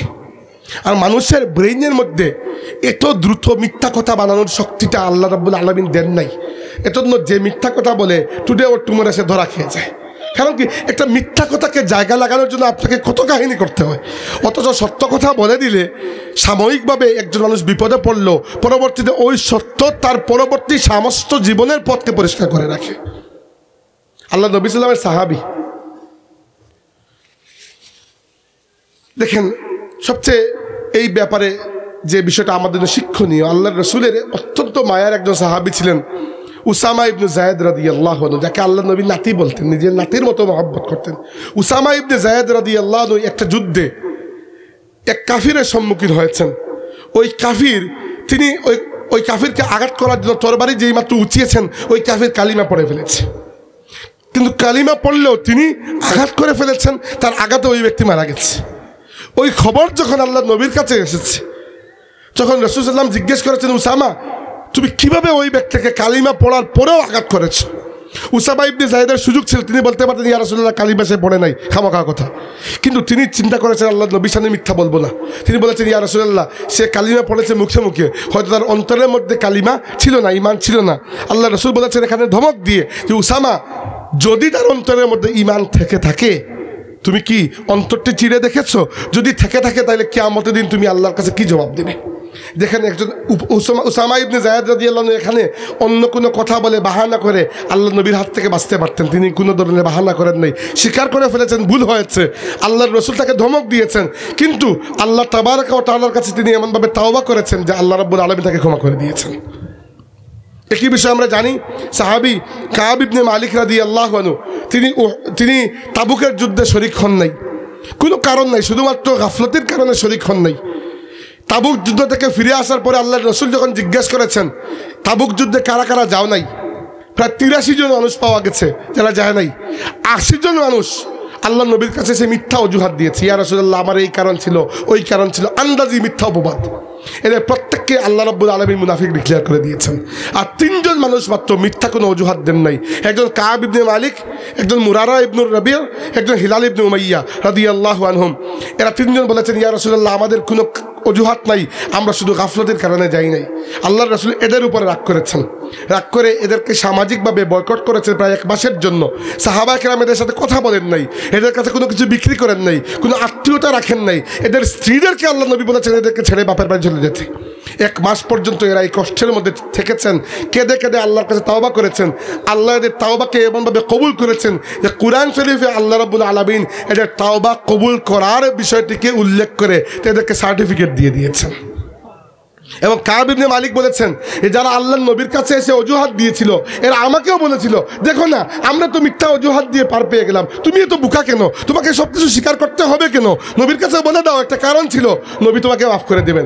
কাব ইবনে মালিক বলেছেন আল্লাহর নবী না হয়ে অন্য কেউ হলে আমি বলতে পারতাম, আমি কবি, কথা বানানো আমার জন্য কোনো ব্যাপারই না, কিন্তু আল্লাহর রাসূলের সামনে আমি মিথ্যা বলবো না। কাব ইবনে মালিক সারা জীবন বলেছেন যে আল্লাহ রাব্বুল আলামিন আমার তাওবা কবুল করে কুরআন শরীফের আয়াত নাযিল করে দিয়েছেন। আর এত বড় সম্মান আমি পেয়েছি একমাত্র একটা কারণে, আল্লাহর রাসূল রাগ করবেন যেন আমি মিথ্যা বলি নাই, আমি সত্য কথা বলেছিলাম। কারণ মিথ্যা বললে আপনি কতক্ষণ বলতে পারবেন মিথ্যা, একটা মিথ্যাকে লুকানোর জন্য আরেকটা মিথ্যা, ওই মিথ্যাকে লুকানোর জন্য আরেকটা মিথ্যা। তো এই জন্য মিথ্যা কথা বলা এই অভ্যাসটা করবেন না। আমি নিজে আপনাদেরকে খুব জোর দিয়ে বলছি না, কারণ আমরাও যে সবাই সত্য কথা বলি এরকম না, কিন্তু আমাদের জন্য আমরা একে অন্যের জন্য উসওয়া বা আদর্শ নয়, আমাদের আদর্শ হচ্ছে আমাদের নবী সাল্লাল্লাহু আলাইহি ওয়াসাল্লাম। আমরা সবাই নবীর সুন্নাত পালন করতে চাই, তাই না? নবীর সুন্নাত, নবীর সুন্নাত, নবীর সুন্নাত কি? শুধু দাড়ি রাখা, শুধু পাগড়ি পরা, শুধু মিসওয়াক করা, শুধু আতর লাগানো, শুধু সুরমা লাগানো? আল্লাহর রাসূলের জীবনের সবচেয়ে বড় সুন্নাত ছিল, সবচেয়ে দায়িনী সুন্নাত ছিল ৬৩ বছরের মানবিক জিন্দেগিতে আল্লাহর রাসূল একটা বার, একটা মুহূর্তের জন্য একটাও মিথ্যা কথা বলেন নাই। সুবহানাল্লাহ। উম্মত হওয়ার জন্য এই সুন্নতের উপর আমল করা জরুরি। সম্মানিত হাজিরিন, আমি দীর্ঘ সময় নিয়ে ফেললাম, আর লম্বা করছি না। আমরা 3টা বিষয় নিয়ে কথা বললাম, এগুলো এখন সামাপ্ত করে 1 মিনিটের মধ্যে শেষ করবো, 1 ঘন্টা হয়ে গেছে। প্রথমে আসুন আমরা কি বললাম যে আমাদের সমাজকে আমাদের সংস্কার করতে হবে, নইলে এই সকল ওয়াজ মাহফিলের কোনো মূল্য নাই। সমাজকে সংস্কার করার জন্য প্রথমে মনে করতে হবে আমরা প্রত্যেকেই আদমের সন্তান, এবং আদমের সন্তানের মধ্যে জন্মগতভাবে কোনো ভেদাভেদ নাই। ভেদাভেদ হবে ওই দিক থেকে যার মধ্যে তাকওয়া বেশি, তার সম্মানও আল্লাহর কাছে বেশি। এই জন্য কখনোই মানুষকে আপনার চাইতে ছোট মনে করবেন না। হ্যাঁ, আপনি গর্বের সাথে আপনার পিতার পরিচয় দিবেন যে আমার পিতা অমুক। এমনকি আল্লাহর রাসূল বলেছেন যে ব্যক্তি নিজের পিতার পরিচয়কে গোপন করে, নিজের বংশের পরিচয়কে গোপন করে অন্য বংশের পরিচয় দিয়ে দেয়, আল্লাহ ওই ব্যক্তির প্রতি লানত করেন। নিজের পরিচয় লুকানো যাবে না। আমি গর্ব করে বলি আমি ফুলতলি সাহেবের নাতি, এটা আমার জন্য গর্বের বিষয়। কারণ কি, আমার দাদা একজন ভালো মানুষ ছিলেন। তো আপনারও আত্মীয় স্বজন, আপনার যদি পূর্বপুরুষ একজন ভালো মানুষ থেকে থাকেন, আপনি বলতে পারেন 100 বার, আপনি ভালো মানুষ হয়ে যান যেন আপনার নাতি আপনার নামে গর্ব করতে পারে। তাহলে সমাজকে ঠিক করার জন্য প্রথম হাতিয়ার হচ্ছে এই যে ভেদাভেদটা, যেটা হিন্দুদের মধ্য থেকে আমাদের উপমহাদেশের মুসলমানদের মধ্যে এসেছে, এই ভেদাভেদটা খতম করতে হবে। মনে রাখবেন, আপনি বড় হতে পারেন, এতে কোনো সমস্যা নাই, কিন্তু অন্য যে আপনার থেকে নিকৃষ্ট এটা আপনি কখনো বলতে পারেন না। 2 নম্বর বিষয় হচ্ছে ব্যবসায়ীদের কথা বললাম যে আপনারা এত সম্মানী যে কিয়ামতের দিন আপনাদের হাসর হবে আল্লাহর রাসূলের সাথে।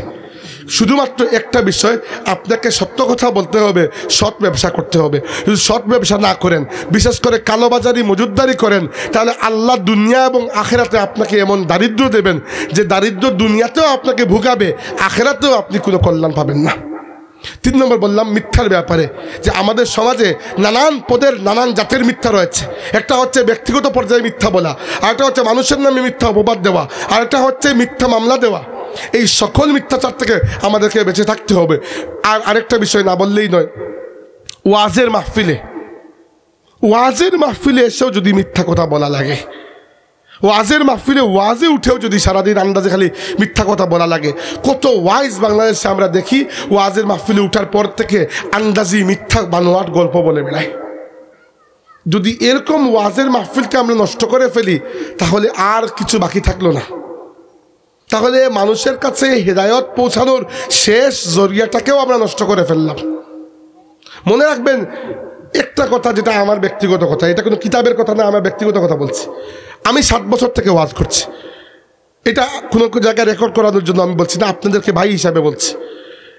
আমি জানি যে এক জায়গায় ওয়াজে যাওয়ার পরে মানুষ আমাকে কি পরিমাণ সম্মান করেন, মানুষ আমাকে রিসিভ করেন, ঘরে নিয়ে বসান, খাওয়া দাওয়া করান, হাদিয়া দেন, মানুষ আমাকে গাড়িতে তুলে বিদায় দেন, মানুষ আমাকে চোখের মনি হিসাবে দেখেন, এরকম মহব্বত করেন। এত কিছুর পরও, এত এহসান পাওয়ার পরও যদি চেয়ারে বসে যে 1 ঘন্টা আমি কথা বললাম, ওই 1 ঘন্টা যদি আমি আল্লাহ এবং রাসূলের কথা পৌঁছাতে না পারি, তাহলে এই যে খেয়ানতটা আমি করলাম, এর জন্য আল্লাহর কাছে আমি বিশ্বাস করি কিয়ামতের দিন জবাবদিহি করতেই হবে। এই যে 1 ঘন্টা আমি বসেছি, বা যিনি 2 ঘন্টা বসার, তিনি 2 ঘন্টা বসেছেন, ওই 2টা ঘন্টাকে আমানত মনে করুন। আল্লাহর কসম করে বলছি, সমাজ পাল্টে যাবে। ওয়াজের মাহফিলকে যে কমেডি বানিয়েছি, ওয়াজের মাহফিলকে যে নাটকের মঞ্চ বানিয়ে দিয়েছি, ওয়াজের মাহফিলকে যে গানের মঞ্চ বানিয়ে দিয়েছি, ওয়াজের মাহফিলকে যে আমরা আন্দাজি লাইলি মজনুর প্রেমের কাহিনীর গল্প বানিয়ে দিয়েছি, কি জন্য? আপনি আল্লাহর শরীয়ত নিয়ে, আল্লাহর কিতাব, আল্লাহর রাসূলের জীবন নিয়ে, সমাজের সংস্কার নিয়ে, শরীয়তের বিভিন্ন জরুরি মাসলা মাসাইল নিয়ে, আকীদার বিভিন্ন বিষয় নিয়ে কথা বলুন। মানুষের মধ্যে এখনো দিনদারি, অনেক ইলমের অভাব রয়েছে, অনেকের মধ্যে নামাজটাও এখনো শুদ্ধ হয় নাই। আর আমরা এসে এখানে যদি এই আজগুবি গল্প বলে সময় কাটাই, তাহলে তো হবে না। এইটা মিথ্যার নামান্তর। ওয়াজের মাহফিলে এসে আমরা যে আমাদের বিভিন্ন ওয়াইজরা যে নিজেদের ব্যাপারে যে আজগুবি গল্পগুলো করেন, এইগুলো সম্পূর্ণ পরিহার করেন আল্লাহর ওয়াস্তে।